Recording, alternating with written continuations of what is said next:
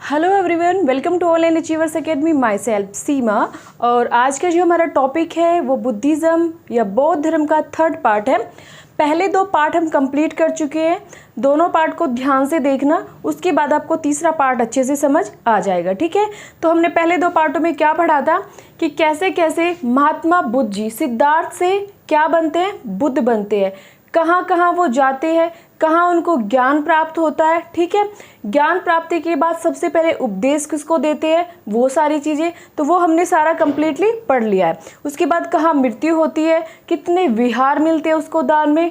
Next हमने क्या पढ़ा था, पंचशील सिद्धांत या 10शील सिद्धांत कौन से होते हैं। अगर पंचशील सिद्धांत है तो वो किनका संबंध जैन से है, 10शील सिद्धांत है तो उनका संबंध बौद्ध धर्म से है। तो वो सारी चीज़ें हमने कंप्लीट कर ली थी। ठीक है, तो अभी जो सिंपल है कि उसके जन्म का सिंबल क्या है, मृत्यु का सिंबल क्या है, वो सारी चीज़ें हमने पढ़ चुके हैं। ध्यान से उनको देखना, क्वेश्चन बनते हैं बहुत अच्छे से वहाँ से। ठीक है, अब नेक्स्ट करते हैं बौद्ध संगीति। अब हमने जैन धर्म में जो काउंसलिंग पढ़ी थी वो कितनी थी, वो 2 थी, और बुद्धिस्ट काउंसलिंग कितनी है, वो 4 है। ठीक है, तो सबसे मेनली चीज़ें याद रखना कि बुद्धिस्ट काउंसलिंग 4 है और जैन वाली जो काउंसलिंग है वो 2 है। ठीक है, तो बौद्ध संगीति या बुद्धिस्ट काउंसिल मतलब बुद्धिस्ट काउंसिल मतलब क्या होता है इस चीज़ का, ऐसी सभा संगठन जहाँ पर कोई डिस्कशन होता है, कोई बातें होती है, किसी चीज़ को चेंज करना है, किसी नई चीज़ को उसके अंदर लाना है, वो सारी चीज़ें किसके अंदर होती है, वो काउंसलिंग होती है, सभा होती है, उसमें बैठकर ही डिस्कस की जाती है। तो पहला ही क्वेश्चन है कि ये काउंसलिंग 4 है और पहली काउंसलिंग कहाँ होती है, ये सारी चीज़ें हम पढ़ेंगे। पहली, फर्स्ट सेकंड थर्ड आप कुछ भी लिख सकते हो। ठीक है,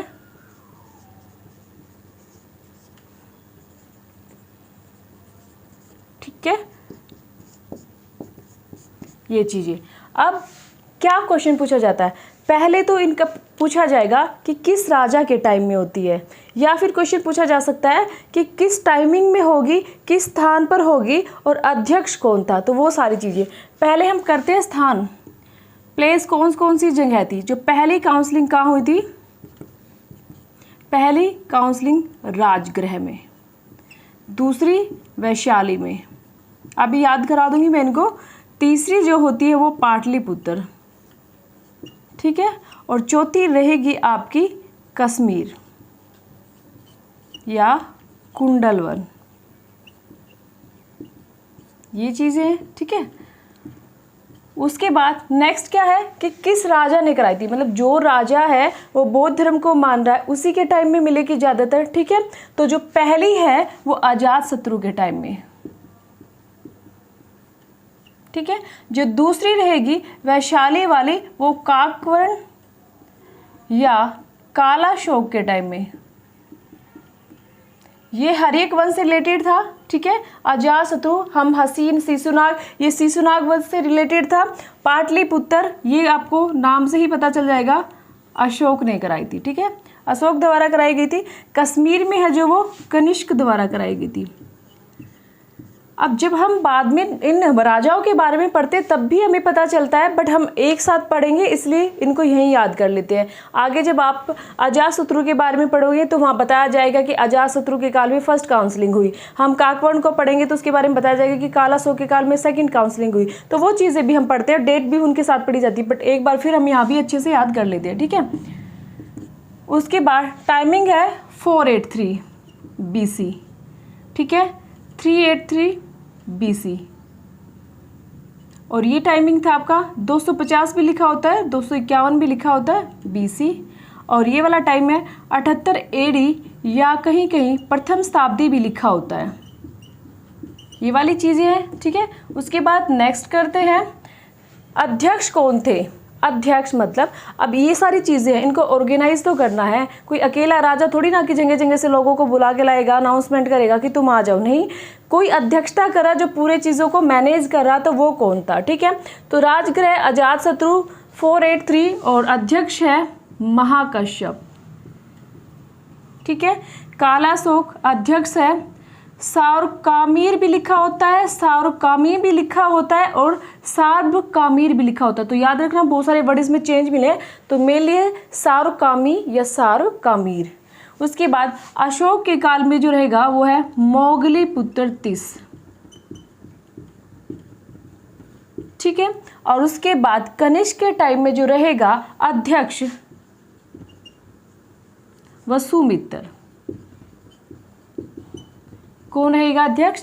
वसुमित्र। अब इनको कैसे याद करना, सबसे मेनली चीजें तो वो देखना, ठीक है। अगर उपाध्यक्ष पूछे तो अश्वघोष, अगर आपसे उपाध्यक्ष पूछे तो अश्वघोष, और सिर्फ अध्यक्ष ही पूछे तो वसुमित्र। टोटल संगीति 4 है। पहली राज, मतलब पहला कोई राज कर रहा है, ठीक है, वो बिल्कुल क्या है? आज़ाद है, उसको कोई रोक टोक नहीं है, बहुत ही महान है महाकश्यप, ठीक है। तो पहला कोई राज कर रहा है, राजगृह में आज़ाद है वो, अजात शत्रु, और जो इसकी अध्यक्षता कर रहा है वो है महाकश्यप, ठीक है। तो राजगृह, अजात शत्रु, 483 महाकश्यप। उसके बाद मैंने ऐसे 483 से ही याद किया है, 483 383 ऐसे एकदम से याद हो जाता है क्योंकि 100 का ही गैप है ना इस चीज़ में। उसके बाद सेकंड वैशाली, भाई कोई वैशाली है, उसका पति बहुत काला सा है, ऐसे याद करना, उसका पति बहुत काला सा है और काम वो सार अच्छे करता है, ठीक है। तो तुरंत से याद आएगा वैशाली, वैशाली का पति काला सा, काला शोक, और काम अच्छे कर रहा है तो सारुकामी अध्यक्ष है, ठीक है। डेट है 383। उसके बाद नेक्स्ट है तीसरी पाटलिपुत्र में, ठीक है। तो अशोक, तुरंत आपसे अशोक के साथ जुड़ा होता है पाटलिपुत्र का नाम, ठीक है। अशोक पाटलिपुत्र, क्योंकि अपनी कैपिटल बनाया था इन्होंने। पाटलिपुत्र अशोक, और अशोक के काल में इंपॉर्टेंट रोल है, अध्यक्ष रहेगा मोगलीपुत्र तीस, जो बौद्ध धर्म को मानता है, ठीक है। उसके बाद नेक्स्ट है कश्मीर, कै वाले साउंड से कश्मीर, और कनिष्क, ठीक है। उसके बाद जो अध्यक्ष रहेगा वसुमित्र, क्योंकि जब हम इसको पढ़ेंगे ना कनिष्क को, तो आपको पता चलेगा इसके दरबार में जो कवि रहते हैं, जो दरबार में विद्वान रहते हैं, उनमें वसुमित्र भी आएगा और अश्वघोष भी आएगा, ठीक है। तो अध्यक्ष कौन रहेगा इसका? वसुमित्र, और उपाध्यक्ष की बात पूछे तो अश्वघोष की है, ठीक है। दो ये चीज़ें मेनली आपको याद रखनी है। वन है कुंडल वन के बारे में कहा गया है, तो देखो आप तुरंत से कैसे याद करोगे? हाँ, और चीज़ें याद रखना, ये BC और इसका टाइमिंग AD है, क्योंकि यहाँ तक आते आते टाइमिंग AD में ईस्वी में स्टार्ट होता है, डेट सीधी चलने लगती है। यहाँ पे जो डेटें थी BC बिफोर क्राइस्ट वाली उल्टी डेटें चल रही थी इन तीनों में। यहाँ पे AD है, ये ध्यान रखना, BC ना लिखा हो, 78 BC, ठीक है। या फिर इसको प्रथम शताब्दी भी बोल देते हैं, क्योंकि ये जो चल रही है ना डेट, तो प्रथम शताब्दी भी इसको बोल सकते हैं, ठीक है। तो अभी देखिए पहले ध्यान से कि पहली संगीति कहाँ होती है? राजगृह में, ठीक है। दूसरी कहाँ होती है? वैशाली में। तीसरी पाटलिपुत्र में, और चौथी कश्मीर में। ऐसे ही राजा राजगृह के सीधे सामने नाम आएगा अजात शत्रु का, ठीक है। अगर बात आती है वैशाली की तो काला अशोक, पाटलिपुत्र की आती है तो अशोक का, और कनिष्क की बात आती है तो सीधा आपका कश्मीर से। डेट वही है 483 383 250 78 AD। उसके बाद अगर इनके अध्यक्ष की बात चलते हैं तो जहाँ अजात शत्रु है, यह पहली संगीति है, महान संगीति है पहली, तो वो महाकश्यप की बात आती है, ठीक है, महाकश्यप। अगर दूसरी की बात आती है, कालाशोक की बात आ रही है, तो वह सारुकामी, अच्छे काम, सारुकामीर की बात आ रही है, ठीक है। अगर अशोक की बात आती है तो वो मोगली पुत्र तिस की बात आ रही है, और बाकी बचा कनिष्क के काल में थे वसुमित्र और अश्वघोष। तो ये चारों बौद्ध संगतियाँ हैं। एक बार आप स्क्रीनशॉट ले लीजिए, अब फिर मैं इनके बारे में बताती हूँ कि क्या क्या होता है पहली बौद्ध संगति में, और क्या दूसरी में होगा, क्या तीसरी में होगा, ठीक है। तो पहली बौद्ध संगति में सबसे मेनली चीज़ें क्या होती है, नोट डाउन ही कर देती हूँ मैं। जो पहली बौद्ध संगीति है उसमें क्या होता है, ठीक है, इसके अंदर क्या होता है, ये चीज़ें भी अगर एग्जाम बहुत डीप पूछा जाए तो ये चीज़ें भी पूछ लेते हैं, अदरवाइज सीधे एग्जाम में तो सीधी यही चीज़ें पूछी जाएगी। अगर आपसे पूछा जाए पहली बौद्ध संगीति में क्या होता है, तो जो पहली बौद्ध संगीति थी, ठीक है, वहाँ नहीं लिख सकती इसलिए इनको यहाँ पे लिखूंगी। पहले बौद्ध संगीति में क्या होता है, इसमें है जो ये सूत पिटक और विनय पिटक, हम आगे पढ़ेंगे पिटक, ठीक है, त्रिपिटक बोलते हैं ना, सूत पिटक, विनय पिटक, अभिधम पिटक। तो यहाँ पे सूत पिटक और विनय पिटक की रचना होती है, ठीक है। तो अगर पूछी जाए कि प्रथम बौद्ध संगीति में क्या खास बात होती है, तो सूत पिटक और विनय पिटक की रचना, 3 पिटकों में 2 पिटक की रचना यहाँ होती है। उसके बाद अगर पूछे दूसरी बौद्ध संगीति में क्या खास चीज़ें होती है, तो दूसरी बौद्ध संगीति में डिसिप्लिन को लेके, अनुशासन को लेके जो ये बौद्ध धर्म है दो पार्टों में डिवाइड हो जाता है कि वो लोग इस अनुशासन को मानते हैं और वो लोग इस अनुशासन को मानते हैं। तो कौन से दो पार्ट थे वो? महासांघिक या महासांघिक भी लिखा होता है, ठीक है, महासांघिक, और दूसरा पार्ट है इसका स्थाविर, या फिर कहीं कहीं सौत्रांतिक भी पार्ट लिखा हुआ है। यहाँ स्थाविर की जगह सौत्रांतिक भी लिखा होता है, तो वो सेम चीज़ ही है, ठीक है। उसके बाद नेक्स्ट है तीसरी बौद्ध संगति। तीसरी में क्या कुछ खास होता है और चौथी में क्या कुछ? चौथी बहुत इंपॉर्टेंट है। चौथी में क्या होता है कि दो पार्ट हीनयान और बौद्धयान मतलब इसमें डिवाइड हो जाता है। और तीसरी में क्या होता है? अभिधम पिटक की रचना। और चौथी बौद्ध संगति के अंदर होता है हीनयान और महायान, दो पार्टों में डिवाइड होना, हीनयान और महायान। अब दोबारा समझाती हूँ। जो अजातशत्रु है इसके टाइम में क्या होता है? इसके टाइम में सूत पिटक और विनय पिटक की रचना होती है। सूत पिटक, तो कई बार आपसे ये ना पूछे पहली बौद्ध संगति और ये पूछ ले कि सूत पिटक और विनय पिटक किस राजा के काल में लिखी गई, ठीक है। तो सूत पिटक और आपकी विनय पिटक की रचना किसके काल में होती है? ये अजातशत्रु के में। टाइमिंग है 483 वाला, ये चीज़ें भी याद रखना। उसके बाद काकवण या कालाशोक के टाइम में क्या भी खास बात होती है? भाई कालाशोक बेशक हो बड़ा डिसिप्लिन में रहता है, ये अच्छे से डिसिप्लिन में रहता है, तो मेरे अकॉर्डिंग कानून चलाओ ऐसा कुछ है। तो इन चीज़ों को लेके कालाशोक के कानूनों को या लोगों के कानूनों को लेके दो पार्टों में डिवाइड हो गया, ऐसे याद कर लेना इसको, ठीक है। महासांघिक और दूसरा है स्थाविर या सौत्रांतिक, ये चीज़ें हैं। उसके बाद तीसरा है अशोक। अशोक के काल में क्या होता है? अभिधम की रचना। अभिधम पिटक की रचना किसके काल में होती है? अशोक के काल में होती है। उसके बाद कनिष्क की बात आती है, तो कनिष्क के काल में तो क्या होता है? ये बौद्ध धर्म ही दो पार्टों में डिवाइड हो जाता है, हीनयान और महायान। इन दोनों को हम आगे पढ़ेंगे। हीनयान की विचारधारा अलग थी, वो सिंपल थे, रूढ़िवादी थे। वो चाहते थे जैसे महात्मा बुद्ध जी करते हैं, जो महात्मा बुद्ध जी ने जो रूल रेगुलेशन चलाए हम उन्हीं को फॉलो करेंगे। महायान वाले कहते हैं कि हमें समय के अकॉर्डिंग चलना चाहिए, जो चीज़ें चेंज होती है उसके अकॉर्डिंग चलना चाहिए। तो दोनों के बीच विवाद हो जाता है, अलग पार्टों में डिवाइड हो जाते हैं, ठीक है। नेक्स्ट करते हैं हम वो पिटक करते हैं, त्रिपिटक। त्रिपिटक को बोलते हैं ज्ञान की टोकरी, ठीक है। त्रिपिटक का मतलब होता है, अगर पूछे आपसे त्रिपिटक का संबंध किससे है? बौद्ध धर्म से, ठीक है। त्रिपिटक का अर्थ क्या है? ज्ञान की टोकरी। इसके अंदर कौन कौन से पिटक है? सूत पिटक, अभी मैंने जो आपको बताया, सूत पिटक की रचना कब होती है? या फिर आपसे मैंने कहा कि विनय पिटक की रचना कब होती है? या फिर अभिधम पिटक और अभिधम पिटक की रचना कब होती है? तो वो सारी चीज़ें, ठीक है। तो सूत पिटक और विनय पिटक दोनों प्रथम संगीति में, और जो आपका अभिधम पिटक है वो उसकी जो रचना होती है वो तृतीय संगीति में उठती है, ठीक है। क्योंकि मोगली पुत्र 30 क्या थे? मोगली पुत्र 30 ही इसके लिखने वाले थे, विचार राइटर जो भी थे वो मोगली पुत्र 30 थे अभिधम के। और आपको पता है अभिधम की रचना भी किसके काल में होती है? अभिधम की रचना भी आपके अशोक के काल में होती है, और उसका जो अध्यक्ष था वो मोगली पुत्र 30 था। त्रिपिटक,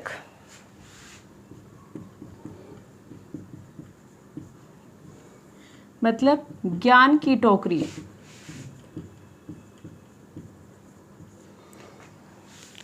कौन कौन से अभी तीनों? सूत पिटक, विनय पिटक, और तीसरा रहेगा आपका अभिधम पिटक। बार बार इसको रिपीट करने का मतलब कि आपको लर्न हो जाए, ठीक है। सूत, विनय, अभिधम। इसके अंदर क्या है? सबसे पहले ये किसके द्वारा लिखी गई बुक, किसकी विचार है, किसने अपनी चीज़ें बताई है, अपने विचार, अपनी बातें, अपनी जो भी आचार विचार वो सारे जो किसने बताए? इसमें आनंद ने। तो ये आनंद की रचना बोली जाती है। आनंद कौन है? अभी मैंने आपको पढ़ाया है। आनंद महात्मा बुद्ध का शिष्य, ठीक है। उपाली की रचना, ये भी कौन थी? अभिधम पिटक, ठीक है। अभिधम पिटक इसमें क्या है, ये कौन था भाई, विनय पिटक में उपाली था और अभिधम पिटक में कौन रहेगा, मोगलीपुत्र तिस, मोगलीपुत्र तिस। आनंद है, इसके जो भी विचार है सूत पिटक में, उपाली के जो भी विचार है विनय पिटक में है, मोगलीपुत्र के जो भी विचार है वो अभिधम पिटक में है। ठीक है, उसके बाद सेकंड क्या चीज़ याद रखनी है कि आनंद जो सूत पिटक है उसके अंदर क्या है, बौद्ध की या फिर महात्मा बुद्ध की शिक्षाएं। विनय पिटक के अंदर क्या है, बौद्ध संघ, बौद्ध संघ, संघ बनाया जाता है जिसमें संघ का मतलब होता है कि जिसमें आप अगर आप बौद्ध धर्म को ले रखे तो सबसे पहले संघ की सदस्यता लेनी पड़ेगी आपको। ऐसे ही थोड़ी ना कि आप ये बोल दो कि मैं बौद्ध धर्म से हूँ, मैं बौद्ध धर्म से, पहले आपको इस संघ की सदस्यता लेनी पड़ेगी, बहुत सारे रूल रेगुलेशन है वो फॉलो करने होंगे। ठीक है, तो बौद्ध संघ के आचार नियम, अभी मैं इसको याद करा देती हूँ आपके साथ के साथ। उसके बाद अभिधम पिटक के अंदर क्या है, अभिधम पिटक के अंदर है आपकी दार्शनिक बातें। ठीक है, दार्शनिक जो भी चीज़ें हैं, जो भी बातें हैं वो किसके अंदर है, वो है आपके अभिधम पिटक के अंदर। ठीक है, उसके बाद हम इसको ध्यान से पढ़ते हैं और ये मतलब आपको जब टॉपिक आपसे पूछा जाए, क्या आपसे पूछा जाएगा टॉपिक के अंदर कि बौद्ध संघ के आचार और नियम किसके अंदर है, बौद्ध संघ के आचार रूल रेगुलेशन कौन से पिटक के अंदर है, तो आप विनय पिटक। अब ये चीज़ें तो मैंने आपको बता दी, पर याद कैसे करना, देखो अगर बात आती है शिक्षाएं की, सै वाली साउंड की, ये वाली सै है बट हम ऐसे सै कुछ भी लगा सकते हैं, तो तुरंत याद करना ये है सूत पिटक में। शिक्षाएं, अगर बात आती है नियम और आचार की, नियम तो विनय, विनय निय, नी वाली साउंड आ रही ना, नियम विनम, तो ये विनय पिटक के अंदर। बाकी बचे दार्शनिक विचार, दार्शनिक बातें। ठीक है, दार्शनिक से रिलेटेड चीज़ें आती है तो वो आपके अभिधम पिटक के अंदर आती है। ठीक है, दार्शनिक बातें हैं, दार्शनिक विचार है, दार्शनिक उपदेश है, जो मर्जी आपसे पूछा जाए तो वो किसके अंदर है, आपके अभिधम पिटक के। ये चीज़ें याद होगी। उसके बाद सूत पिटक को बौद्ध धर्म का इंसाइक्लोपीडिया कहा जाता है।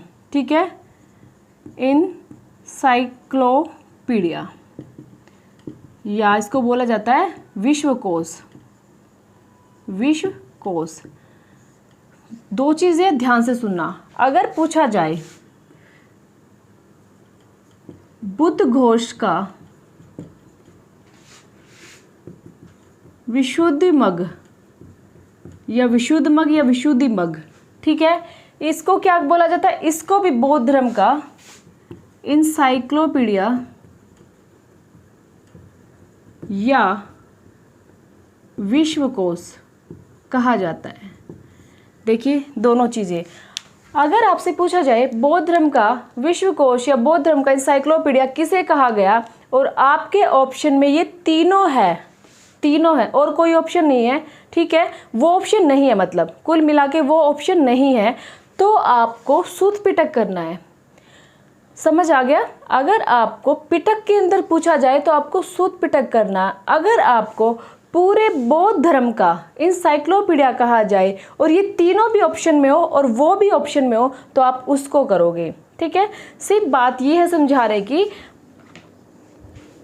बौद्ध धर्म का इंसाइक्लोपीडिया तो कहा मेनली इसको जाता है, बट जब आदि पिटक पिटक वाली बात आती है तो पिटक वाली बात में इंसाइक्लोपीडिया सूत पिटक को कहा जाता है। ठीक है, अगर पिटक की बात आ रही है तो सूत पिटक को, पिटक की बात नहीं पूछ रहा, सीधा बौद्ध धर्म का पूछ रहा है तो आपको इसको करना है। ये ठीक है, यहाँ तक आपको लर्न हो गया, अच्छे से इसको ध्यान से समझो। ठीक है, उसके बाद सूत पिटक के अंदर बहुत सारी चीज़ें हैं, जैसे मंजिम निकाय, संयुक्त निकाय, खुद्दक निकाय, वो बहुत डीपली चला जाता है, फिर भी मैं थोड़ा थोड़ा सा आपको करा देती हूँ। जैसे क्या है इसके अंदर, सबसे पहले दीर्घ निकाय, मंजिम निकाय। सूत पिटक के अंदर ही जो निकाय है ना, दीर्घ निकाय, मंजिम निकाय, उसके बाद संयुक्त निकाय, और उसके बाद है आपका खुंदक निकाय या खुद्दक निकाय। या फिर आपका आता है अंगुत्तर निकाय। तो ये वर्ड पूछे जाए, वैसे इतना डीप नहीं पूछ सकती, मैं जस्ट आपको बता रही हूँ कि निकाय के बारे में पूछा जाए कि निकाय जो वर्ड ये किससे रिलेटेड है, सूत पिटक से। उसके बाद आपसे पूछा जाए कि अंगुत्तर निकाय में क्या कुछ खास बातें हैं, तो 16 महाजनों की बात मैं आपको पहले बता चुकी हूँ। 16 महाजन पदों की बात बताई चुकी है किसमें, अंगुत्तर निकाय में। ठीक है, अगर आपसे पूछा जाए कि आपकी सबसे बड़ी जो चीज़ें हैं, सबसे बड़ी बातें कौन से निकाय में लिखी हुई है, तो वो आपको पता ही है। सबसे बड़ी बातें या सबसे बड़ी चीज़ें, बड़े बड़े उपदेश किस में मिलेंगे, वो आपको दीर्घ में मिलेंगे। तो बड़े बड़े उपदेश, जहाँ भी महात्मा बुद्ध ने कहीं छोटे उपदेश दिए, कहीं बड़े उपदेश दिए, तो बड़े बड़े उपदेश जो दीर्घ में है। अगर पूछा जाए छोटे उपदेश किस में दिए गए हैं, छोटे छोटे उपदेश, तो छोटी छोटी बातें भी एक क्लिप्स ही जो डाल देते हैं, वो किसके अंदर है, मंजिम निकाय के अंदर दी गई है। ठीक है, तो ये चीज़ें याद रखनी है आपको। संयुक्त निकाय में पूछा जाए क्या है, तो इसमें धर्मचक्र परिवर्तन या मध्यम मार्ग भी दिया हुआ इन्होंने, एक मध्यम मार्ग, वो सारी चीज़ें किसके अंदर दी गई है, वो आपके संयुक्त निकाय में। आगे भी इसके भी बहुत सारे पार्ट है, इसके भी बहुत सारे पार्ट है, वो इतना याद करने की हमें ज़रूरत नहीं है। मेन यही चीज़ें हमें याद करनी है, ठीक है, और इनको ध्यान से पढ़ना है। त्रिपिटक को एक बस स्क्रीनशॉट ले लीजिए, फिर आगे करते हैं। अब हम पढ़ते हैं बौद्ध संघ के बारे में। बौद्ध संघ, जो अभी मैंने आपको बताया था ना कि एक संघ होता था, तो उस संघ के बारे में पढ़ते हैं कि बौद्ध संघ क्या है, क्या चीज़ें हैं, क्या रूल रेगुलेशन है इससे रिलेटेड। तो बौद्ध संघ, देखिए बच्चा, आपको लग रहा है कि मैडम कितना डीप टॉपिक करा रही है। आप चाहो तो मैं टॉपिक को बहुत ही ऊपर से करा सकती हूँ, ठीक है, कोई दिक्कत वाली बात नहीं है। बट मेरे को ये लगता है कि मैं जितना चाहूँ आपको उतना डीप कराऊँ, ठीक है। आपका क्या जा रहा है, आपको सिर्फ मेहनत ही तो करनी है ना, सिर्फ पढ़ना ही तो है। और वो चीज़ आप सब दुनिया भर की बुकों से मैटर ढूंढते रहते हो, इकट्ठा मैटर कहीं नहीं मिलता, ठीक है। तो सबसे मेनली आपको थोड़ी मेहनत तो करनी पड़ेगी। जब मैं इतनी मेहनत कर रही हूँ तो आप थोड़ी मेहनत क्यों नहीं कर सकते। स्पेशली आप अच्छे से नोट बनाइए। नोट बनाने के बाद क्या करोगे, आप उसको अच्छे से 2-3 बार रिवाइज कीजिए। अब मेरे को ये चीज़ें बहुत टिप्स पे याद है, सिर्फ कुछ चीज़ें, कुछ बातें मुझे इसलिए हेल्प लेनी पड़ती है कि चीज़ें आगे पीछे ना जाए। टॉपिक कंसेप्ट क्लियर है, क्वेश्चन आता है मैं सीधा क्रैक कर देती हूँ, बट चीज़ें कुछ हेल्प इसलिए लेनी पड़ती है कि टॉपिक इधर से उधर ना हो जाए, सीक्वेंस में याद कैसे कराना आपको, बस इसलिए मुझे थोड़ी बहुत हेल्प लेनी पड़ती है। अदरवाइज टॉपिक में कहीं से कुछ भी है, मेरे को बिल्कुल टिप्स पे रटा हुआ है। 2 से 3 बार, बस 2 से 3 बार मैंने इसको पढ़ा और बस अच्छे से लर्न हो गया। अब पहली चीज़ क्या है, बौद्ध संघ। बौद्ध संघ क्या होता है, एक संघ बना दिया, अभी आपको इसकी सदस्यता लेनी पड़ेगी। सदस्यता लेने के बाद ही आप बौद्ध भिक्षु माने जाएंगे, ठीक है। तो इसके लिए कुछ पहले रूल रेगुलेशन क्या थे कि सबसे पहले आपकी आयु 14 वर्ष हो चुकी हो, आयु है आपकी 14 वर्ष कम से कम हो चुकी हो, ठीक है।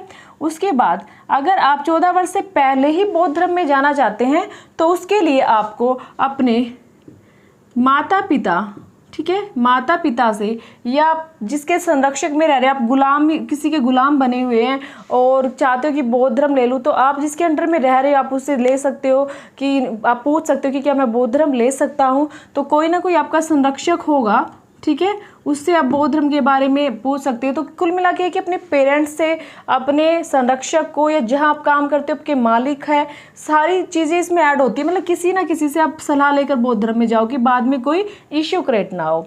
उसके बाद सेकंड चीज़ें क्या थी कि उसके लिए आपको घर छोड़ना होगा, ठीक है, गृह त्याग, घर का त्याग करना होगा, घर को छोड़ना होगा। उसके बाद थर्ड है कि जो भी कोई चोर होते हैं, रोगी होते हैं, मतलब जो पेशेंट होते हैं, बीमार व्यक्ति होते हैं, वो घर पर ही अपनी सेवा करवाए और ज़्यादा मतलब बौद्ध धर्म के चक्कर में ना पड़े। कुल मिला के या तो कोई चोरी कर रहा है, चोर है भाई, जब वो चोरी नहीं छोड़ रहा है तो वो क्या करेगा, वो बौद्ध धर्म में आके क्या करेगा। या कोई रोगी है, कोई बीमार है, क्योंकि बौद्ध धर्म के अपने कुछ रूल रेगुलेशन है कि एक टाइम खाना खाना है, अच्छे बिस्तर नहीं, तो रोगी है तो वो वहाँ आके क्या, कब उसको प्रॉब्लम हो जाए, इसलिए। तो कोई चोर है, कोई रोगी है, ठीक है, कोई विकलांग है, सैनिक है, दास है, वृद्ध है, सैनिक है, उसको पक्का सेवा करनी होगी सैनिक को। वो बौद्ध धर्म में आके क्या करेगा, वहाँ के रूल रेगुलेशन तो फॉलो नहीं कर सकता ना।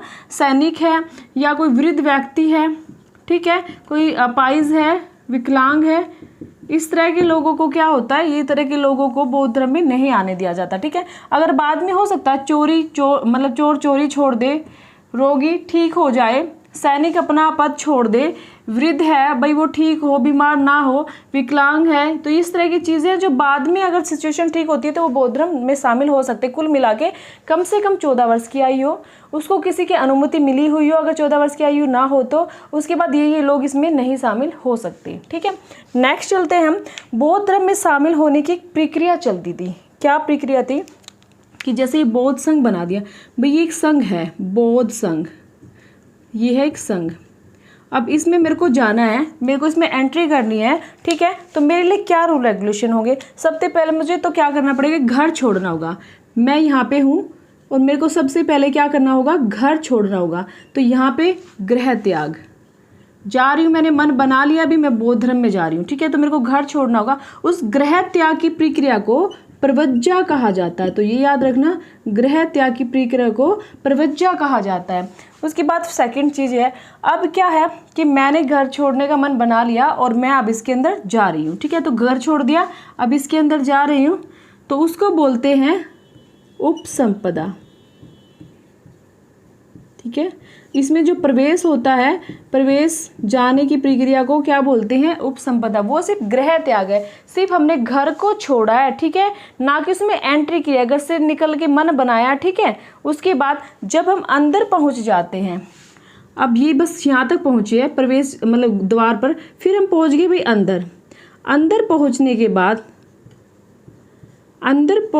बाद श्राम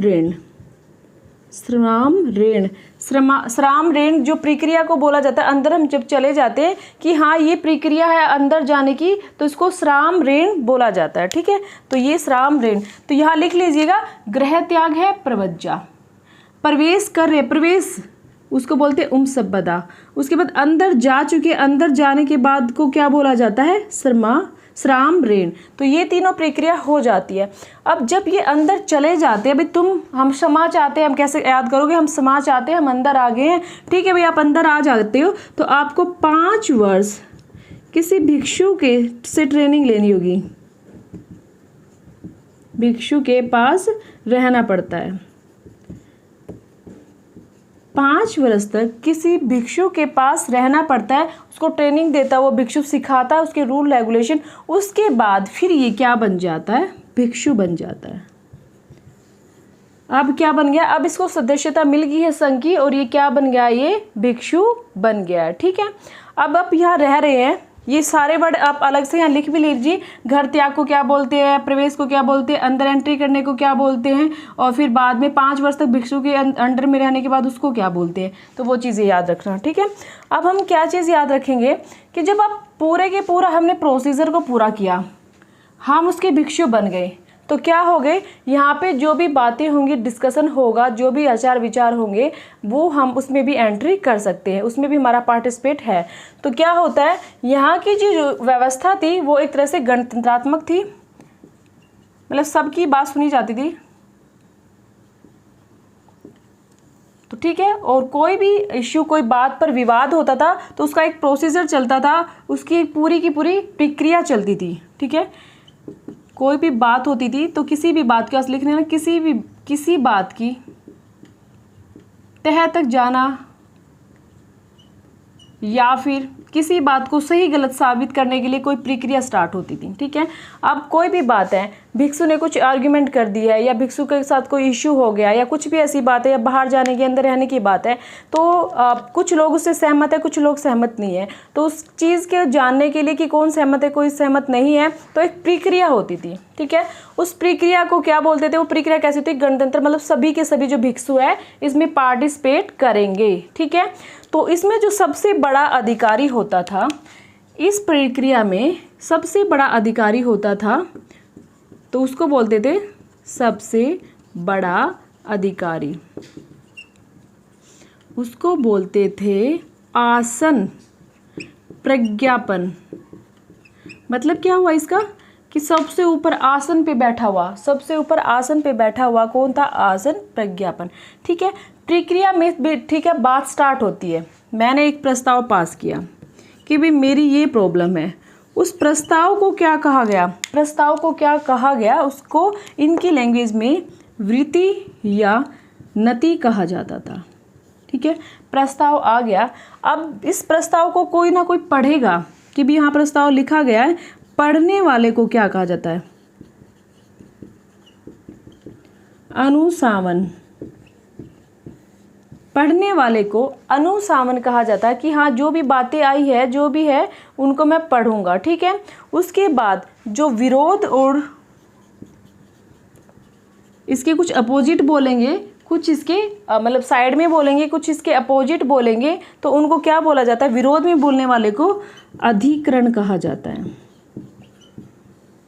अधिकरण कहा जाता है। अब क्या करेंगे भाई, हम क्या करते हैं कि आप इस पर गुप्त मतदान कीजिए, गुप्त मतदान कि आप कौन इस बात से मतलब सहमत है, कौन नहीं है, क्या इसने ऐसी चीज़ें की हैं, क्या इसने ऐसी चीज़ें नहीं की है। तो गुप्त मतदान होता था। गुप्त मतदान में जो पक्ष में होता था उस बात के, तो उसको वो रेड कुछ सलाखा बोलते हैं, लाल सलाखा, कुछ तरह की चीज़ें होती थी, कुछ पत्र होते थे भी रेड कलर के, उनको दे जाते थे जो पक्ष में होते थे। पक्ष वाले को लाल सलाखा और जो विपक्ष होते थे उनको नीली सलाखा दी जाती थी। विपक्ष वाले को नीली सलाखा, ठीक है, नीली सलाखा दी जाती थी। ये चीज़ें हैं। अब देखिए कितना, अगर आप बुक से पढ़ते हो ना तो आपको इतना कंफ्यूज कर देता है, इतना कंफ्यूज कर देता है, बट आपको हम इतना इजी लैंग्वेज में याद कर रहे हैं। सबसे पहले भाई कोई भी प्रक्रिया स्टार्ट हुई है, भाई मेरा किसी के साथ आर्ग्यूमेंट हो गया और मैं जो इसमें जस्टिस चाहिए, न्याय चाहिए, तो ठीक है उसके लिए प्रक्रिया होगी, पूरे सब बैठेंगे। बैठने के बाद इसमें कम से भी कम 20 मेंबर होने चाहिए। अगर कोई भी अब बात होती है तो 20 मेंबर तो इसमें ज़रूर होने चाहिए। तो इस प्रक्रिया में 20 सदस्य होने चाहिए और 20 सदस्य की जो टीम है उसको कोरम कहा जाता है, कोरम। ठीक है भाई, इसने मेरे को ये बोला, आर्ग्यूमेंट होगी भाई, मुझे तो जस्टिस चाहिए, मुझे तो क्या चाहिए, न्याय चाहिए। तो ठीक है भाई, अब मैंने 20 लोगों को इकट्ठा किया, बिठा दिया, उन 20 लोगों को क्या कहा गया, कोरम। ठीक है, कोरम।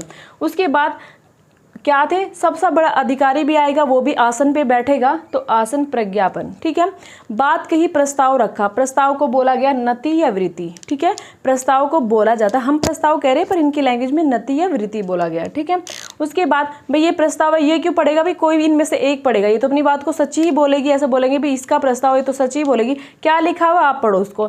तो प्रस्ताव पढ़ने वाले को अनुसावन बोला गया। ठीक है, अनुसावन। उसके बाद कुछ उसका विरोध कर रहे हैं, उन विरोध तो अधिकरण बोला गया। ठीक है भाई, आप इस पर डिस्कशन कीजिए, गुप्त मतदान होगा, को जो ज़्यादा सहमत होगा उसी की बात मानी जाएगी।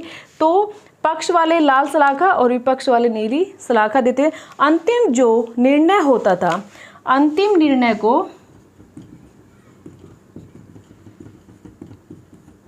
भूरस्किन कहा गया, भूरस्किन कहा गया। तो ये चीज़ें हैं। ठीक है, तो ये इंपॉर्टेंट बातें, इसमें एक बार स्क्रीनशॉट ले लीजिए। आगे कुछ और पॉइंट है वो नोट डाउन कर देती हूँ मैं। हीनयान और महायान के बारे में थोड़ा सा पढ़ लेते हैं। ये वो क्वेश्चंस हैं जो बहुत ही मतलब यूपीएससी लेवल हो, आईएएस लेवल तक का जो एग्जाम होता है ना, यहाँ से क्वेश्चन उठाए जाते हैं। ठीक है, बट मैं आपको एक बार रीड करा देती हूँ कि कल को कोई दिक्कत ना हो आपको। तो जो है हीनयान और महायान, मैंने आपको बता दिया था, चौथी बौद्ध संधि हीनयान और महायान को 2 पार्टों में डिवाइड हो चुके हैं। ठीक है, उनके कुछ पर्सनल इश्यू है। हीनयान बोलते थे कि हम जो चीज़ें मानते हैं वो रूढ़िवादिता को मानते हैं, और महायान थे उत्कृष्ट, मतलब इनके जो विचार थे वो हाई लेवल के पहुँच गए थे, और उनके जो विचार थे वही पुराने विचार थे कि जैसे महात्मा बुद्ध जी कहते हैं हम तो वैसे एज इट इज़ वैसे ही मानेंगे। ठीक है, तो ये जो फैली थी बातें हीनयान की उत्तर भारत में, ठीक है, नॉर्थ वाले एरिया में, और महायान की थी जो साउथ वाले में। तो सीधा यहाँ से क्वेश्चन बनता है कि हीनयान कहाँ थे, उत्तर में, और महायान कहाँ थे, दक्षिण में। फिर हीनयान एडजक जो जगह थी वो कहाँ फैली थी, कश्मीर में, और महायान की जो एडजक जगह थी वो आंध्र प्रदेश में। तो ये दोनों चीज़ें कि हीन थे कश्मीर में, महायान थे, आंधी उतार रहे थे पूरी आंध्र प्रदेश में, ठीक है। ये चीज़ें इनकी जो लैंग्वेज थी हीनयान की पाली, क्योंकि जब बौद्ध धर्म स्टार्ट होता है तो लैंग्वेज पाली थी और महायान वालों की भाषा थी वो संस्कृत थी। आपको पूछा जाए त्रिपिटक कौन सी लैंग्वेज में है तो वो भी पाली लैंग्वेज में है, ठीक है। महायान बताए क्यों, इन्होंने ये बोला था स्टार्टिंग में कि हम संस्कृत भाषा को फॉलो नहीं करेंगे, पर बाद में महायान वालों ने संस्कृत भाषा कहीं ना कहीं रूल रेगुलेशन जो बनाए चेंज कर दिए संस्कृत भाषा। तो महायान तो चेंज कर रहे हैं ना अपने सारे विचार, तो संस्कृत में है और ये वाले थे ये पाली भाषा में, ठीक है। यहाँ तक याद हो गया। उसके बाद आगे हीनयान के भी दो पार्ट है, आगे हीनयान के भी दो पार्ट है, सोत्रांतिक और वैभाषिक। जो हमने पढ़े ना स्टार्टिंग में, एक पहला था महासंगिक और एक था सोत्रांतिक, तो वही वाली चीज़ है सोत्रांतिक, और या इसको स्थावीर बोला जाता है। दूसरा पार्ट है वैभाषिक, बस ये याद रखना। क्वेश्चन के ये पूछा जा सकता है वैभाषिक का जो रोल है वो किससे है, जैन धर्म से, बौद्ध धर्म से। स्थावीर या सोत्रांतिक का रोल किससे है, मतलब किससे रिलेटेड है, तो याद रखना कि ये सबसे इजी क्वेश्चन है तो ये बौद्ध धर्म से। अगर पूछा जाए हीनयान से, महायान से, तो सोत्रांतिक और वैभाषिक हीनयान से, ठीक है। उसके बाद महान, महान बात शून्य से स्टार्ट कर रहे हैं महान वाले, तो शून्यवाद, और उसके बाद योग वगैरह से बता रहे तो योगाचार, ठीक है। योगाचार भी बोला जाता है, विज्ञानवाद भी बोला जाता है इसको। तो शून्यवाद और योगाचार महायान से है। यहाँ तक आ गया। हीनयान के दो पार्ट, महायान के दो पार्ट। उसके बाद नेक्स्ट है स्थावीर या सोत्रांतिक के बारे में कुछ बातें। जो इसका जो प्रवर्तक है, जो इसका जनक माना जाता है वो कुमार लाट को माना जाता है, कुमार लाट को माना जाता है।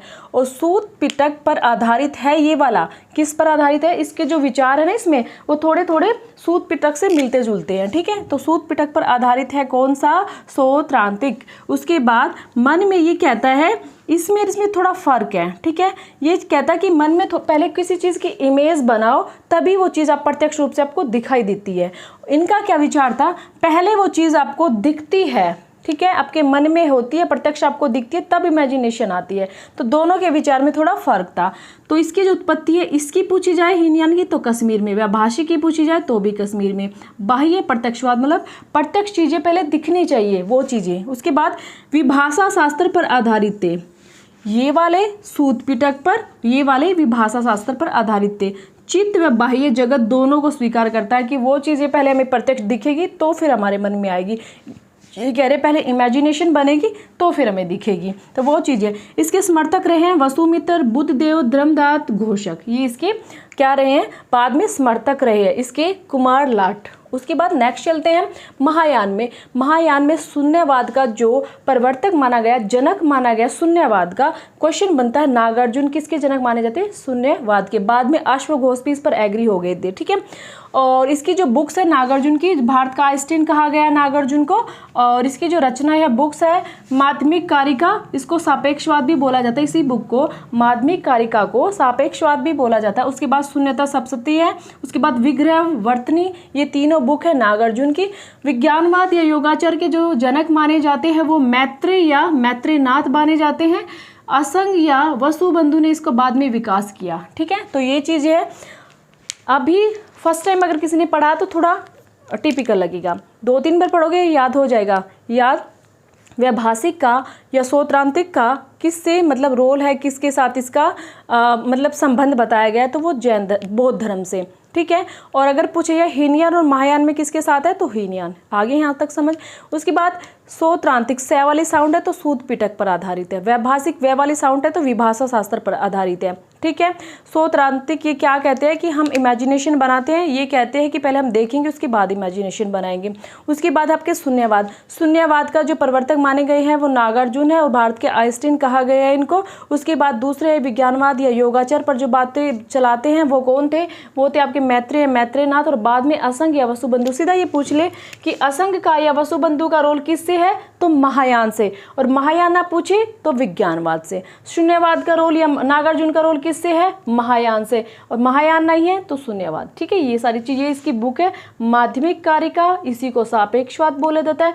शून्यता है तो शून्यता सप्तशती है, विग्रह वर्तनी है। ये वाली चीजें, कुछ पॉइंट और करते हैं हम हीनयान और महायान से रिलेटेड। हीनयान और महायान, जो हीनयान थे वो क्या थे, वो रूढ़िवादी थे,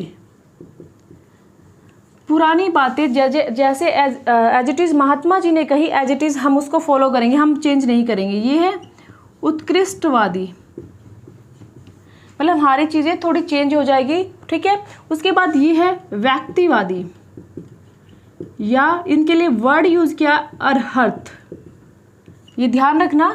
ये है समिष्टावादी, इनके लिए वर्ड यूज किया है बोधिसत्व या बोधिसत्व, ठीक है।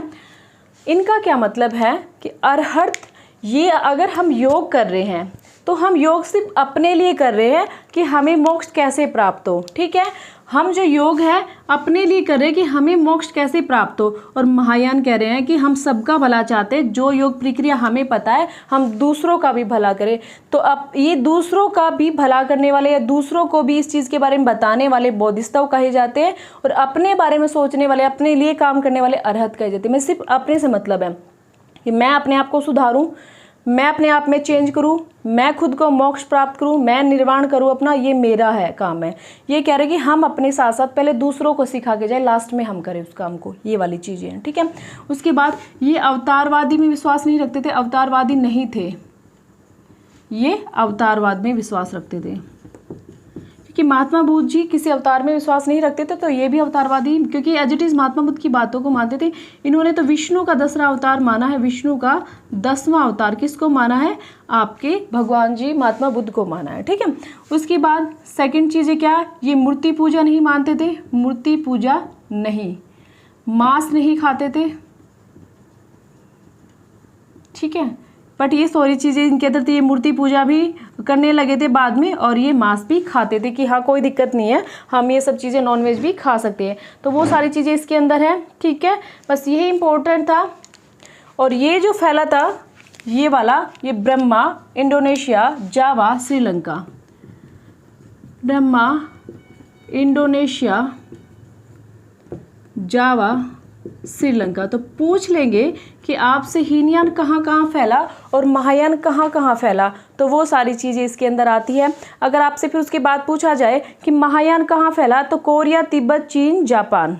तो ये रहेगा आपका कोरिया, तिब्बत, चीन, जापान, ये वाली चीज़ें हैं। तो जहाँ तक है आपका ये कंप्लीट हो चुका है। थोड़े से कुछ पॉइंट और है वो मैं लिख देती हूँ, एक बार आप इसका स्क्रीनशॉट ले लीजिए। ये हीनयान और महायान, ठीक है। आगे इसके नाम चेंज होने लगे, धीरे धीरे इनमें चीज़ें बढ़ने लगी और अलग अलग नामों से जाना जाने लगा। जैसे वज्रयान, फिर ये बनने लगा, जो बौद्ध धर्म है वज्रयान के नाम से जाने लगा। 6th सेंचुरी और कहीं कहीं 7th सेंचुरी लिखा होता है, तो कौन सा मतलब 6th और 7th सेंचुरी में कौन सा आता है, तो वज्रयान आता है, ठीक है। वज्रयान धर्म किससे रिलेटेड है, बौद्ध धर्म से, या वज्रयान शब्द किससे रिलेटेड है, बौद्ध धर्म से। तो ये कुछ पॉइंट है। आगे इसमें क्या आने लगा, तंत्र मंत्र, क्योंकि तंत्र मंत्र तो बौद्ध धर्म बिल्कुल भी ही बिलीव नहीं करता, तो कहीं ना कहीं पतन की तरफ जा रहा है ये। तो तंत्र मंत्र है, जादू है, टोना, वो सब इसके अंदर आने लगे जब ये वज्रयान बन गया, ठीक है। उसके बाद तारा देवी है, कालचक्र देवी है, उनकी पूजा होने लगी, वे महात्मा बुद्ध की पत्नियां माना जाने लगा, देवियों का रूप आने लगा, मतलब अब तक ऐसा कुछ नहीं था। मंजूश्री, मूल क्लब और गुह्य समाज, ये 2 ग्रंथ है। इन ग्रंथों में इस वज्रयान के बारे में बताया गया है, ठीक है। और जो एक गुह्य समाज है, इसका जो राइटर है वो असंग है, और वज्रयान का जो जनक भी माना जाता है वो असंग को माना जाता है। उसके बाद कालचक्रायन, 9th और 10th सेंचुरी में उसका नाम एक नया संप्रदाय बन गया, कालचक्रायन। 9th और 10th सेंचुरी, ये 6th या 7th में था। जनक है इसकी मंजूश्री, ठीक है। और इसके जो जनक माने जाए मंजूश्री है, सहजयान है, 6th सेंचुरी में है ये, ठीक है। ये इसके तुरंत बाद या 7 में चला, ये बंगाल में था। और यहाँ पे भक्ति गीत, चैतन्य द्वारा जो भक्ति गीत गाए गए वो इसके अंदर है, सहजयान में। उसके बाद बुद्ध के पंचशील सिद्धांत, वैसे 10शील सिद्धांत है बट उसने 5 भी सील दिए हैं, तो पंचशील सिद्धांत है जो वो छांदोग्य उपनिषद में है। और नालंदा और विक्रमशिला है जो बौद्ध शिक्षा का केंद्र है। तो पूछा जाए बौद्ध शिक्षा के प्रसिद्ध केंद्र कौन से है, तक्षशिला, नालंदा, विक्रमशिला, तो जो प्रसिद्ध है वो है नालंदा और विक्रमशिला, ठीक है। ये इसके जो प्रसिद्ध केंद्र माने जाते हैं। वैसे बहुत सारे हैं पर मेनली फेमस यही माने जाते हैं। तो ठीक है, आज के लिए इतना ही। जहाँ तक मुझे लगता है बौद्ध धर्म मैंने बहुत ज़्यादा आपको कम्प्लीटली डीपली करा दिया है। बस आपको इसको रिविज़न करना है, प्रैक्टिस करनी है, और धीरे धीरे एक बार थोड़ा सा सिलेबस हो जाए मैं इसकी प्रैक्टिस आपको कराऊंगी, क्योंकि अभी थोड़ा सा सिलेबस कर लीजिए। ठीक है, एनसीईआरटी जब थोड़ी कंप्लीट होने वाली हो जाएगी तब तक आप पहले सिलेबस पे ध्यान दीजिए। आपके पास कोई बुक पढ़ी है प्रैक्टिस की या पढ़ने की तो वो पढ़ लीजिए, नहीं तो फिर मैं आपको बता दूंगी कि मैं आपको कोई बुक या PDF वगैरह भेज दूंगी कि आप इससे प्रैक्टिस कर सकते हैं। ठीक है, तो अभी पहले थोड़ा सिलेबस कर लीजिए, क्योंकि वीडियो ही काफ़ी डीप चली जाती है और उनको अच्छे से लर्न करना ही थोड़ा मुश्किल हो जाता है। तो 1-2 दिन में मैं आपको कुछ ना कुछ सेंड कर दूंगी जो आपकी हेल्प करेगा इसकी प्रैक्टिस करने में। Okay, bye bye.